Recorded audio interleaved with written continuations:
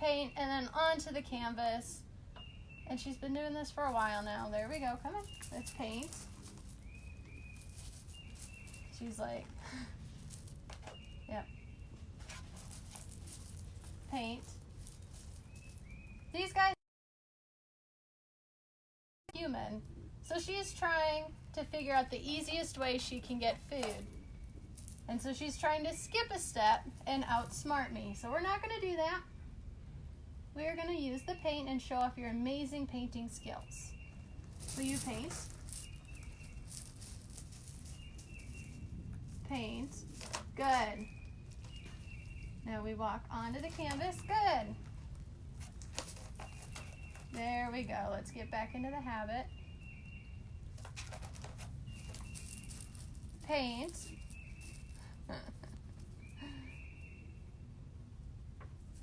Paint. Good. Good. There we go. Let's get into the habit of doing this again. We've been working on other behaviors lately, so painting has been kind of pushed off to the side, but she should remember how to do it. Will you paint? Good. Is there a color she doesn't like? Is there a color she doesn't like? So Vultures can see in the full color spectrum, and she tends to avoid the color orange. She doesn't mind pink, she doesn't mind yellow, she doesn't mind red. The color orange she tends to avoid walking through. Paint. Man. Paint. Good. Good. So one of the reasons too, see, she's kind of walking away. She's telling me she's not really interested in working today and not working for her food. So that simply tells me that she's still full from yesterday and that she's not really willing to paint. And that's okay. I'm not going to force her to paint. She's clearly not interested in stepping through the paint today. And that's just fine. Is the paint safe for them? Ooh, is the paint safe for them? So this paint is the same type of paint that you would use for your kids or your grandchildren, nieces, nephews to finger paint with. This is washable paint. It's non-toxic. So if it stays on her feet for a little bit, that is just fine. Why are her legs white? Why are her legs white? So she has white legs because she poops on them. That is not the color of her skin. It's actually the color of her feces.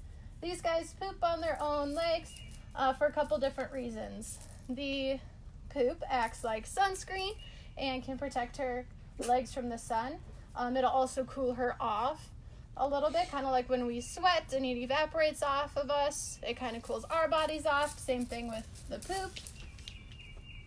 And it also kills any bacteria that may be on her from her food. Her urates are very, very acidic, and so the acidity levels can actually kill off any bacteria that may have gotten on her while she was eating. These guys are known for eating carrion or dead food, and so they often carry a lot of diseases and bacteria, so these guys need to combat that in a couple of different ways. So she's doing something called feeking. She's washing her beak off on the logs, washing her face.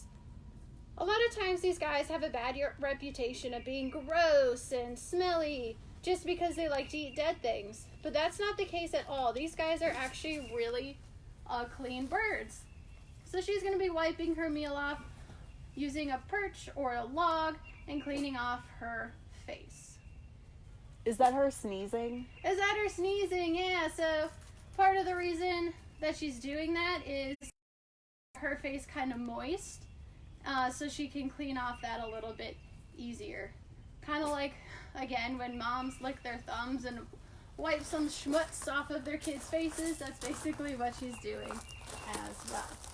Now we're going to take out our second vulture, see if she's a little bit more interested in working with us here today.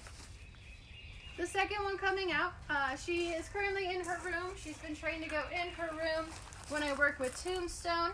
These guys get along great, but when it comes to food, it gets a little bit competitive. So we feed these guys one at a time, to make sure everyone gets the amount that they're supposed to. So Igor here is ready to go.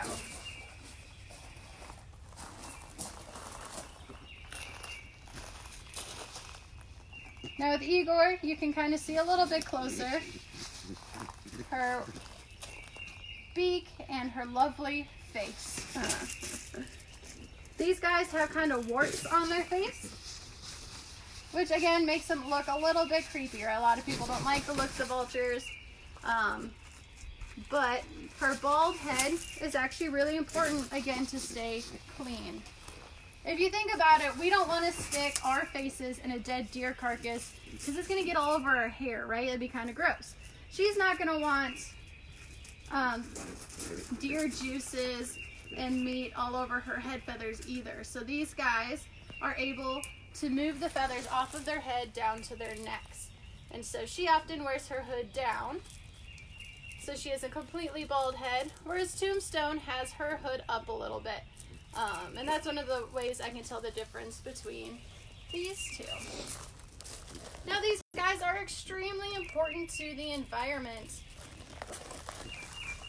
These guys, again, eat the dead things, and so not only do we not have to look at dead things all day, but they take out diseases that the dead things might have and completely remove them from the ecosystem and their environment. So these guys can eat and digest different diseases. Little sneaky. Can digest diseases such as botulism, salmonella, anthrax, and rabies. So really important things that other animals don't want to catch, diseases that humans don't want to catch, these guys can take that right out of the ecosystem. What does it feel like when they eat from your hand? What does it feel like when they eat from my hand? It tickles. They're very gentle.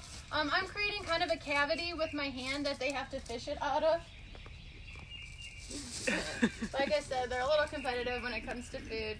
But Tombstone showed me that she is not actually all that hungry. She's trying to look for the easy pieces of food.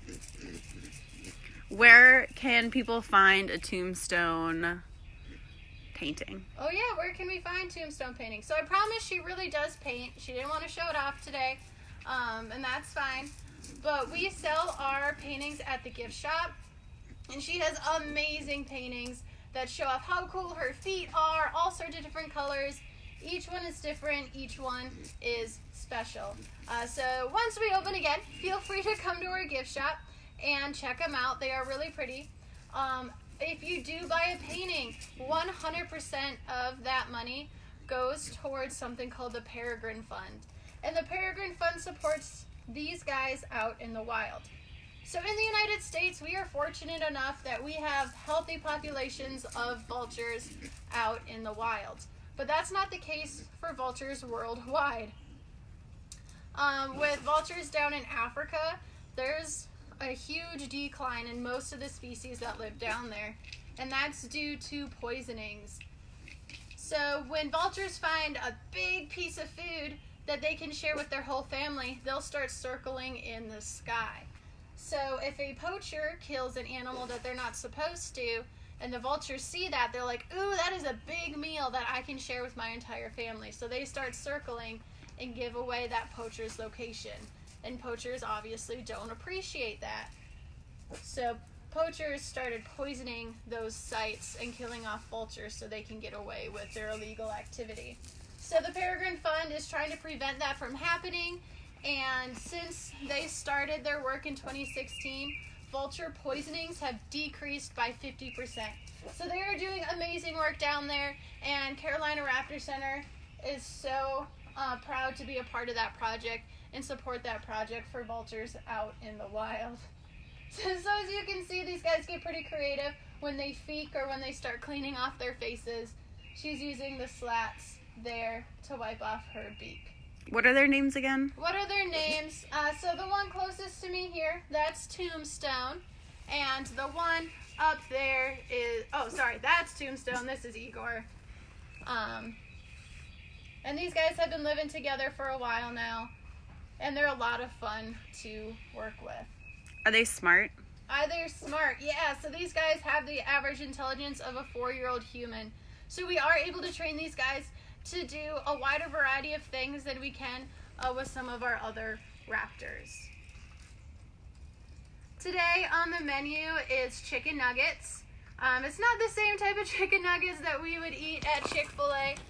These guys get day-old chick. So it still has the yolk in the stomachs, and that contains a lot of really healthy nutrients for these guys. And that's why they're taking their sweet time cleaning off today. The yolk gets a little bit runny and sticky, and so my hands are sticky, their beaks are sticky, so they're really working on cleaning off those beaks from the chick. Now these guys don't have voice boxes. They communicate using grunts and hisses, and so it's kind of funny to, when they get really hungry and they're ready for you, they'll start grunting at you, and when you're feeding they sound like pigs a little bit, like they're snorting as they're eating, and that tends to be a happy noise. So it's really fun getting to know these birds and knowing how they communicate with you through different noises and body languages. And it makes my job very interesting every day working with these guys. Hadley would like to know if they have a favorite color. Ooh, that's a good question, Hadley. So, Tombstone tends to lean towards the green family. She walks through green more often than other colors. We're starting to teach them colors. So if I hold up a green square, she'll go to the green one. If she doesn't want to walk to the red one, she'll still walk to the green one. Even though she knows when I say red, she should go to the color red. That's not always the case. She prefers to walk to the green one. And Igor here actually prefers the warmer colors with the reds.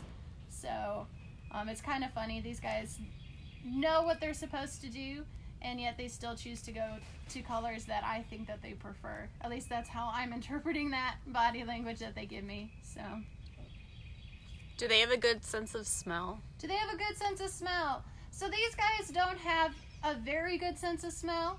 It's the turkey vultures that have an excellent sense of smell. So in the wild, black vultures will actually follow turkey vultures to go find food. The turkey vultures can find food because they can smell it from farther away. And then the turkey vultures will follow, or the black vultures will follow those turkey vultures to a big source of food. These guys also have different shaped beaks than the turkey vultures. As you can see, these beaks are long and tweezer-like, whereas the turkey vultures have more of like plier-shaped beak. And they have bigger nostrils or nares. And so the different shaped beaks allow them to eat different pieces of food that you can find on the carcasses. These guys can eat in between rib cages and in between bones, whereas the turkey vultures can eat the harder pieces of meat because they have stronger beaks. What are the little bumps on their head? What are the little bumps on their head? We just refer to those as their warts. I'm not exactly sure what they're there for.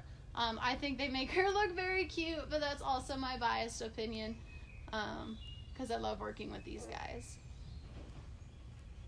All right, thank you guys so much for joining us here again today. We really appreciate all of your support. Hopefully once we open up again, you guys can come and see these guys in action. I promise Tombstone does paint, and you can come check out her amazing artwork once we open again. Thank you guys so much for tuning in. Keep checking us out at 11. This weekend we will not have live streams, but we will be posting videos, so come check us out.